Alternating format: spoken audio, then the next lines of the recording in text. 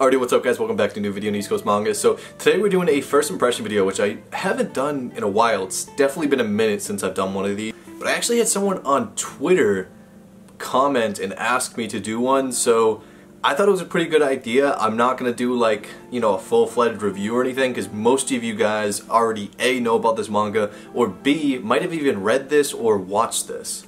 But for those of you who, like me, know close to nothing about the series because you've held off and maybe you heard that physicals were coming out, or maybe you wanted to watch the anime but haven't started it yet, Tokyo Revengers. And this copy right here is the Barnes & Noble exclusive copy, and I'll show you guys the poster and some B-roll. There's a neat poster that comes with it, so it does make it, I guess, somewhat worth it to collect this instead of the other one. Although personally I'm actually going both routes and I'm collecting both of them only because I like both the covers and I don't know, I'm just kind of crazy. On the cover right here is our main character Takemichi.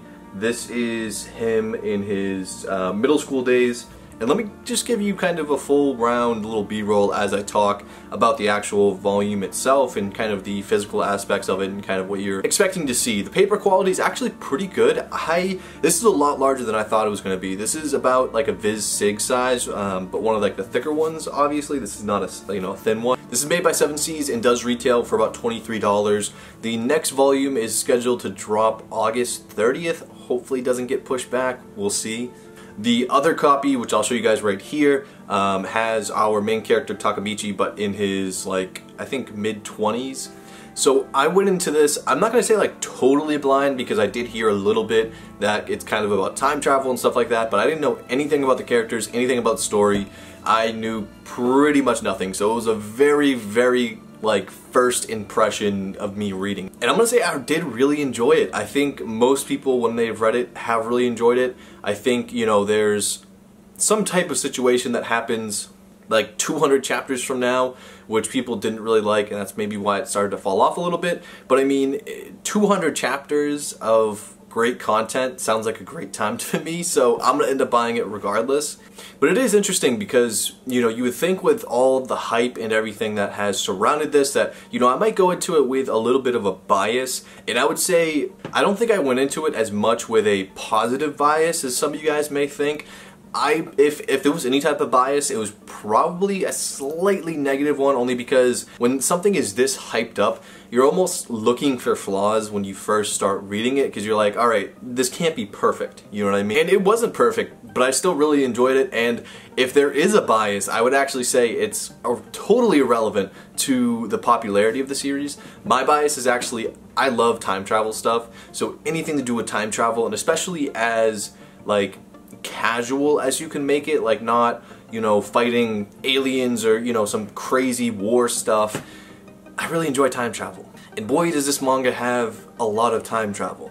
Also just want to mention as well, the cover on here is the Barnes & Noble's exclusive, but it's also, I guess, in Japan, it's just the normal volume 2 cover. In Kinokuniya or, you know, other stores, Amazon or whatever, they're getting like the normal volume 1 cover. So it's not necessarily like some special edition cover that's made for the English print. A very, very quick rundown and brief kind of about the story before I really dive into my opinion.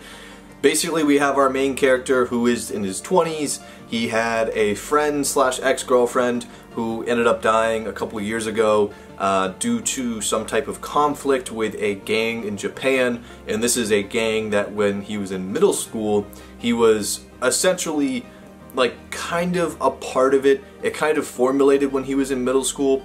And the story is essentially him finding out that he can go back in time after this significant event at the beginning of the story.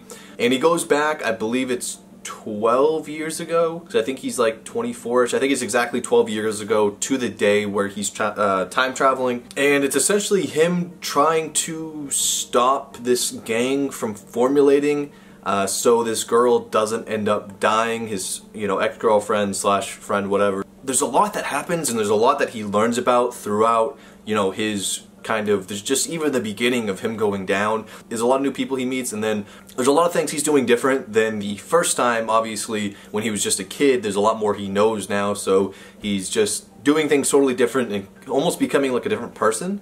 But that's like the general basis of the story. It gets much more complicated, and I'm sure it gets even more complicated, but not in like a bad way, like a very interesting, okay, what's gonna happen next way. Now, why I really like this story was because, first of all, it's interesting. It's very interesting. You don't really know what's gonna happen, and then anything that has to do with time travel, like I said, I'm a huge fan of, and it can get very complicated. There's multiple ways you can go about it. There's multiple theories of how things work. So it's interesting to see, you know, I'm not gonna say a different take, but just, you know, an interesting take on time travel, for example. The characters are also very interesting when it comes to the main character and the side characters as well. I also love kind of just seeing some of the characters then versus now. It almost gives me a bit of an erased feeling if you've watched the anime or read the manga. I really like that kind of setup, and Tokyo Revengers definitely has that. I'm 100% going to continue to pick this up. I will say though, like, I don't want this to make it seem like it's the perfect manga. I do have some questions. One of them primarily, and I don't know, it's just weird, something that, you know, time travel, whatever, it kind of gets in my head, but when he time travels, it seems like the way it's explained is like every minute he's there, or every like day he's there, he is in this comatose state in like the present, but time doesn't pass quickly. At the same time that passes in the past also passes in the present. So like, I don't exactly know how this man is able to survive like a week just laying in bed and in a comatose state. I'm not exactly sure how the medical stuff works with that, and I'm kind of curious, and it's like kind of totally irrelevant to the story, but I still want to know, so a little bit of a gripe with me. But yeah, I am super excited, like I said, to continue picking this up. I don't know if I mentioned this, but I held off from reading this because when a series gets so popular and it's only released online or through scans, and it's like, it becomes super popular basically as soon as it comes out. In my mind, I'm like, alright, this is definitely getting an English print. There's very few series I feel like that have recently been released, got super popular, and didn't get an English release. And I mean like recent within the last like 2 or 3 years. So figuring this was gonna get an English release, I kind of just wanted to wait on it.